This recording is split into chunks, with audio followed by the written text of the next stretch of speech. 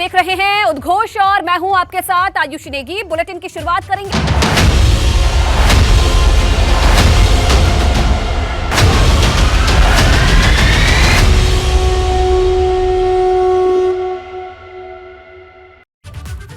और चलिए आगे बढ़ेंगे। बड़ी खबर आपको बता दें, ग्रेटर नोएडा विकास प्राधिकरण पर किसानों का प्रदर्शन। किसानों के प्रदर्शन को राजनीतिक समर्थन मिल गया है। प्रदर्शन में शामिल हुए चंद्रशेखर आजाद और संजय सिंह। किसानों के प्रदर्शन को 50 दिन पूरे हुए हैं। आजाद समाज पार्टी के राष्ट्रीय अध्यक्ष चंद्रशेखर आजाद और आम आदमी पार्टी के राज्यसभा सांसद संजय सिंह ने भी किसानों को समर्थन दिया और कहा कि इस लड़ाई को और मजबूत बनाएंगे।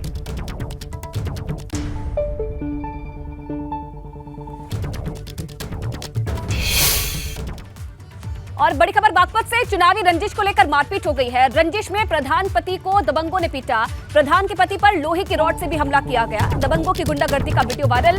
बागपत के बालैनी दत्तनगर गांव की यह वारदात बताई जा रही है। मौके की तस्वीरें भी आप देखिए किस तरीके से दबंगों के हौसले बुलंद है। बागपत से तस्वीरें सामने आई है। प्रधान पति के साथ मारपीट की गई है और दबंगों की गुंडागर्दी का ये वीडियो अब वायरल हो रहा है। बागपत के बालैनी में दत्तनगर गांव की एक घटना।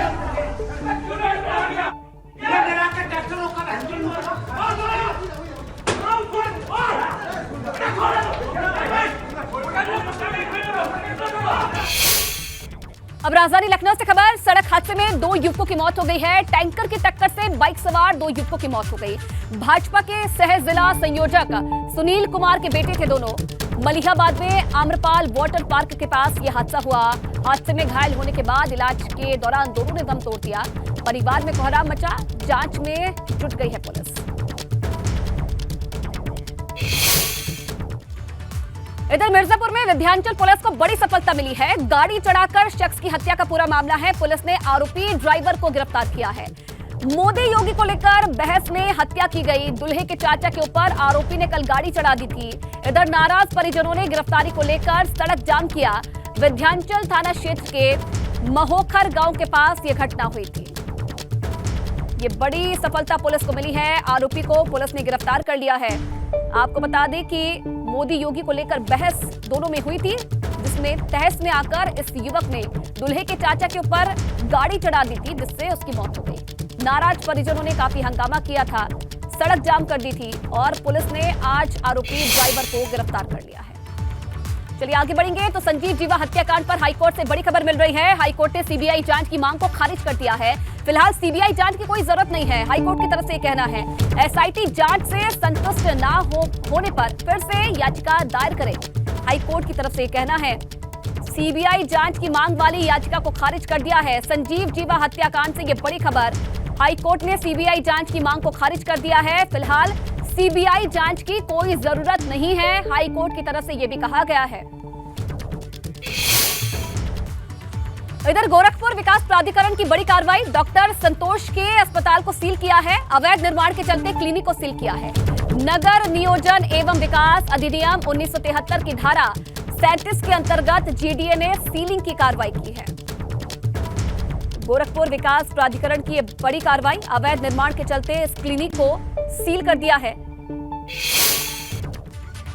अब खबर लखनऊ से, जहां रिश्वत लेते हुए एक दारोगा को गिरफ्तार किया है। एंटी करप्शन टीम ने दारोगा को पकड़ा है। 25,000 की रिश्वत लेते रंगे हाथों से पकड़ा गया है।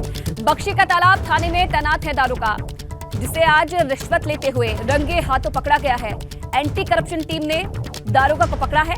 आपको बता दें कि लखनऊ के बख्शी का तालाब थाने में तैनात है दारोगा। वहीं वाराणसी पहुंचे हैं रालोद अध्यक्ष जयंत चौधरी। भाजपा अध्यक्ष के बेटे और बहू को आशीर्वाद दिया।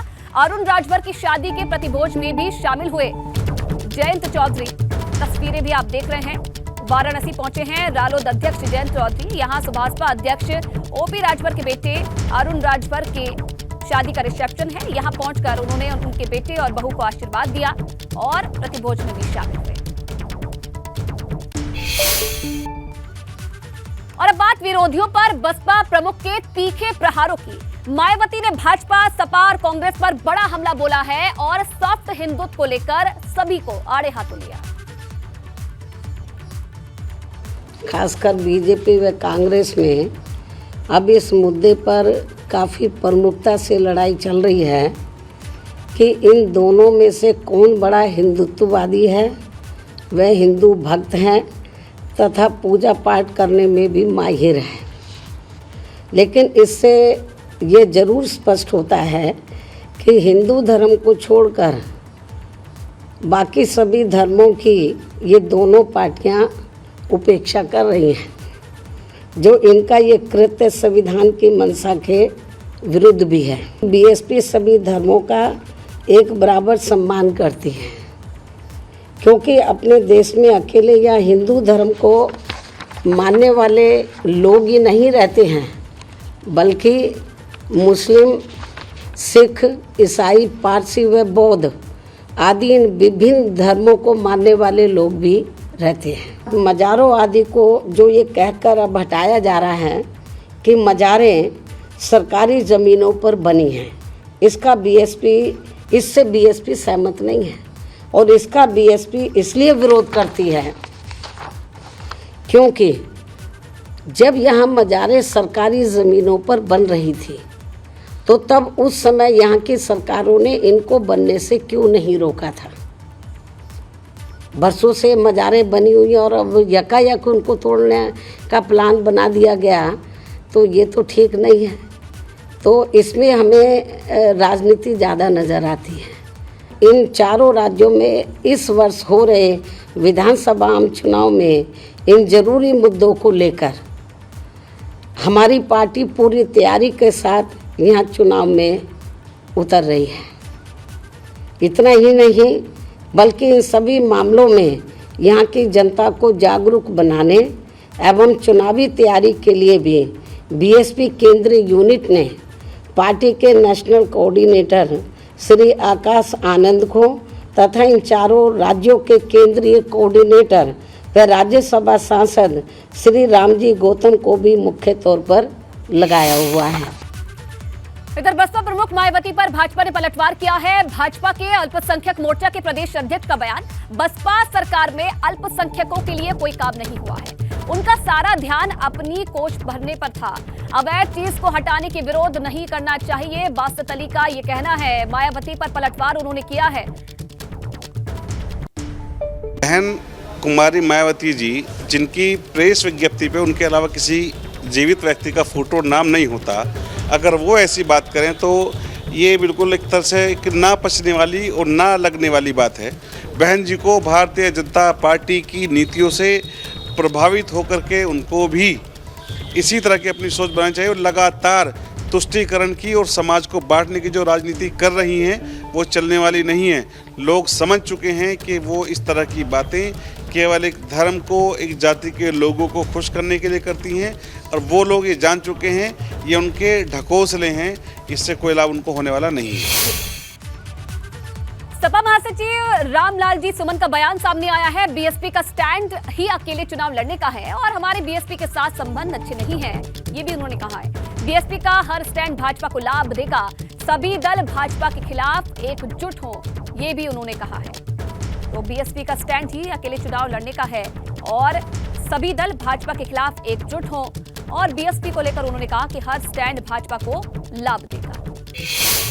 समाजवादी पार्टी के राष्ट्रीय महासचिव रामलाल सुमन साहब है। सर, आपके नेता ने नारा गढ़ा कि 80 सीटें आ रही हैं, 80 हराओ भाजपा हटाओ। सत्ता का जो रास्ता है वो उत्तर प्रदेश से निकलता है। उत्तर प्रदेश में लोकसभा की 80 सीटें हैं।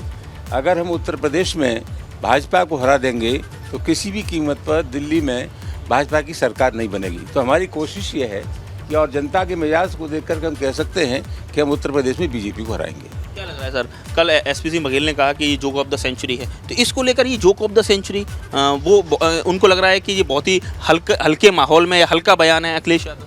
किसने क्या कहा मैं उस पर कुछ टिप्पणी नहीं करना चाहता, लेकिन मैं जानता हूँ कि आहिस्ता आहिस्ता भाजपा के खिलाफ पूरे देश में वातावरण बन रहा है और लोग बीजेपी को हराने के मूड में हैं। हमारा प्रयास ये है कि उत्तर प्रदेश में इतनी सारी सीटें हैं, अगर एक बड़ा हिस्सा उत्तर प्रदेश में हम बीजेपी को हरा देंगे तो फिर प्रतिपक्ष की सरकार बनेगी, भाजपा की सरकार नहीं बन सकती। पूरे हिंदुस्तान में कवायद हो रही है कि प्रतिपक्ष की पार्टियां हैं बीजेपी के खिलाफ, जो धर्मनिरपेक्ष शक्तियां हैं उस वोट का बंटवारा न हो, और एक विनम्र प्रयास किया जा रहा है। जहाँ तक बसपा के शामिल करने का सवाल है, आप जानते हैं बसपा ने पहले ही स्टैंड ये ले लिया है कि उत्तर प्रदेश में हम अकेले लड़ेंगे, तो उसके बुलाने का कोई औचित्य ही नहीं। तो जो अनुभव है, जिस तरह से गठबंधन तोड़ा बसपा सुप्रीमो ने, उसका कोई औचित्य नहीं था। अगर किसी के पास कोई लॉजिक है, आधार है, तो बात समझ में आती है। जहाँ किसी के समझ में आधार ही नहीं समझ में आता हो, लॉजिक समझ में नहीं आता हो, कोई गुणदोष के आधार पर फैसला करने को तैयार नहीं, ऐसे लोगों से बात करने का कोई औचित्य नहीं है। लेकिन बसपा सुप्रीमो का हर एक फैसला, हर एक बयान बीजेपी को लाभ देने वाला है, प्रतिपक्ष की ताकत बढ़ाने वाला नहीं है। तो कुल मिला के लगातार राजनीति आगे बढ़ रही है और सबकी नज़रें अब मिशन 2024 पर टिकी हुई है। आगरा से कैमरामैन विकास गुप्ता के साथ नितिन उपाध्याय, एबीपी गंगा। और अब आगरा से खबर, अखिलेश यादव पर भाजपा का हमला, मंत्री योगेंद्र उपाध्याय का अखिलेश यादव पर तंज। मुंगेरी लाल के हसीन सपने देख रहे हैं अखिलेश यादव, जनता इनकी अवसरवादिता को जानती है। अखिलेश के सभी 80 सीटों पर जीत के दावे पर हमला बोला है। तो मंत्री योगेंद्र उपाध्याय जिन्होंने अखिलेश यादव पर हमला बोला है, उन्होंने अपने कार्यकर्ताओं को ये नारा दिया है वास्तव में कि सपा में 80 सीटों पर सपा को हराओ और भाजपा को जिताओ, क्योंकि अभी तक वो मुंगेरी लाल के सपने देख रहे हैं कि भाजपा उत्तर प्रदेश से हार जाए 80 सीटें। अभी हमारे हरनाथ सिंह यादव जी ने उनको चुनौती दी है कि वो वाराणसी एक सीट ही हरवा के दिखा दे भाजपा को, तो वो राजनीतिक संन्यास ले लेंगे। क्या वो चुनौती स्वीकार करेंगे हरनाथ सिंह जी की? बघेल साहब ने कहा है ये joke of the century statement है। हाँ बिल्कुल, जोक ऑफ द सेंचुरी, क्या 10 सेंचुरी का जोक है ये, कि वो उनके पिताजी जो बहुत बड़े नेता थे वो भी ये सपना नहीं देख पाए, तो ये क्या देख रहे हैं, मजाक कर रहे हैं।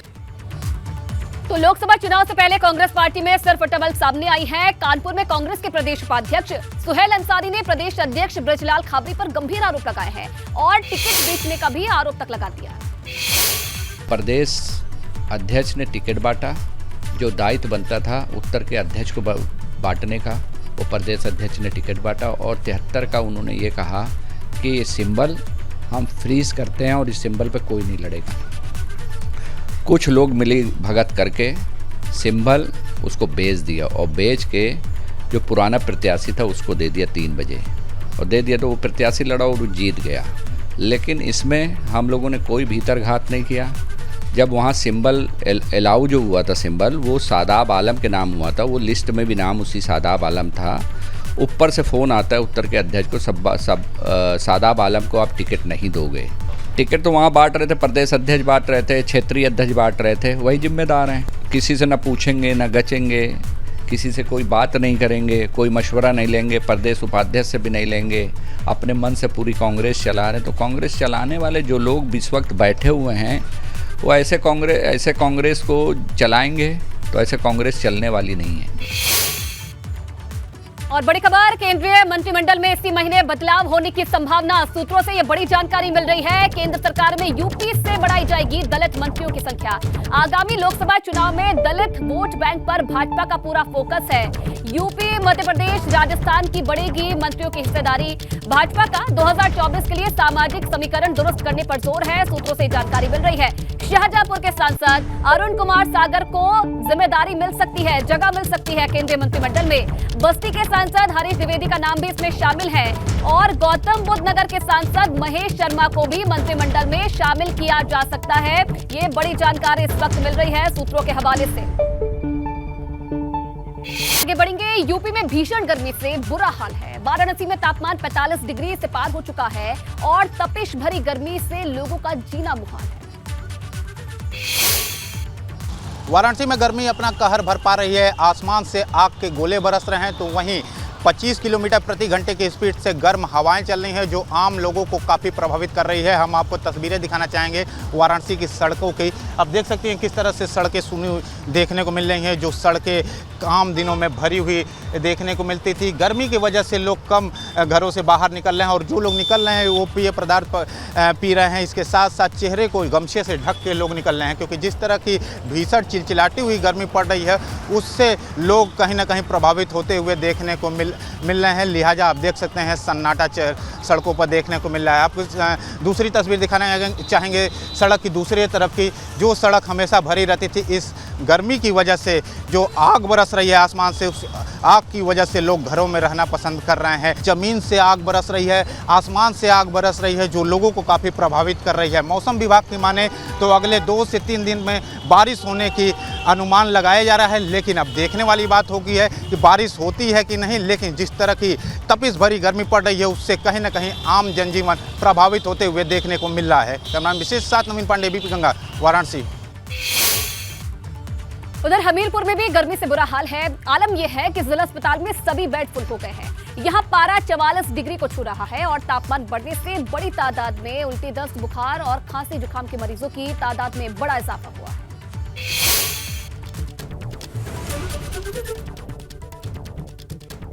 तो गर्मी लगातार बढ़ती जा रही है, जिससे लोग परेशान हैं और इधर हॉस्पिटल में जो मरीज है उनकी संख्या भी बढ़ती जा रही है।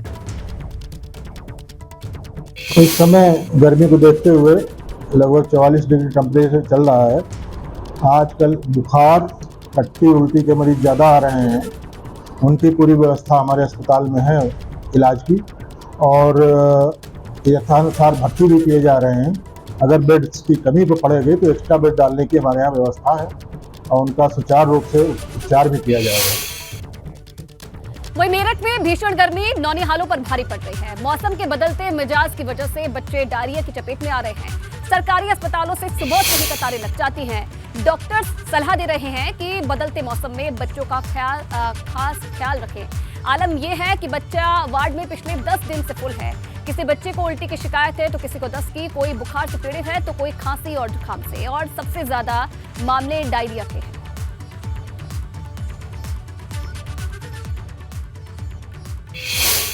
भीषण गर्मी नौनिहालों के स्वास्थ्य पर भारी पड़ती नजर आ रही है। इस वक्त मैं मेरठ के जिला अस्पताल में हूं और जिला अस्पताल के बच्चा वार्ड में देखिए कि जो पूरा बच्चा वार्ड है वो पिछले कई दिनों से यहां फुल नजर आ रहा है। और सबसे बड़ी बात यह है कि भीषण गर्मी पड़ने के बाद जो बच्चों में डायरिया है वो बहुत तेजी से फैल रहा है। हर रोज जो मरीज यहां पर आ रहे हैं, जो बच्चा मरीज यहां पर आ रहे हैं, उनकी जो संख्या है वो हर रोज बढ़ती जा रही है। दस्त, बुखार के जो मरीज हैं वो यहाँ पर आ रहे हैं। जो तीमारदार है उनसे भी बात कर लेता हूँ। बड़े में क्या हुआ बच्चे? तो बुखार हुआ था इधर। हाँ, डॉक्टर साहब सही इलाज कर रहे हैं, बढ़िया कर रहे हैं। रात को 2 बजे इन्होंने भर्ती करा। हाँ। अच्छा, भर्ती कराना पड़ा? हाँ। अच्छा, बुखार ज़्यादा? हाँ, बुखार ज़्यादा था। हाँ।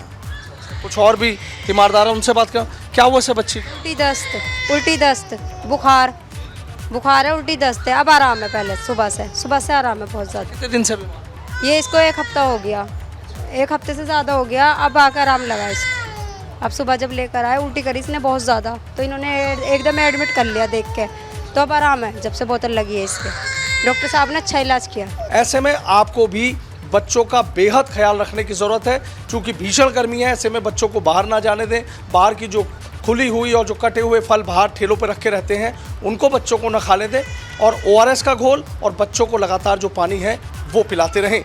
वीडियो जर्नलिस्ट सत्येंद्र सिंह के साथ सनुज शर्मा, एबीपी गंगा, मेरठ। हमारे साथ डॉक्टर श्री ओम जी हैं, उन्हीं से हम बात कर लेते हैं। डॉक्टर साहब, सबसे पहले आपसे जानना चाहूँगा किस तरीके के जो देख रहा हूँ कि ये वाला वार्ड भी, ये वाला पूरा बच्चा वार्ड फुल है? हाँ, हमारे दोनों ब्लॉक बच्चा वार्ड के फुल हैं। और इसके अलावा हम और जो बच्चे आते हैं ज़्यादा तो उन्हें पिकू वार्ड में रखते हैं और मेल सर्जिकल वार्ड में भी रखते हैं, और सभी बच्चों को पूरा इलाज करने की पूरी कोशिश की जा रही है। अच्छा, किस तरह की दिक्कत परेशानी है? जो बच्चे इस समय ज़्यादा आ रहे हैं वो जो है उसके उल्टी, दस्त के हैं और बुखार के मरीज भी आ रहे हैं। तापमान बहुत ज़्यादा बढ़ा हुआ है, तो ऐसे में बच्चे काफ़ी बीमार पड़ रहे हैं और हम बराबर उनकी सेवा करने की प्रयास कर रहे हैं। और इसी खबर के साथ उद्घोष में फिलहाल इतना ही।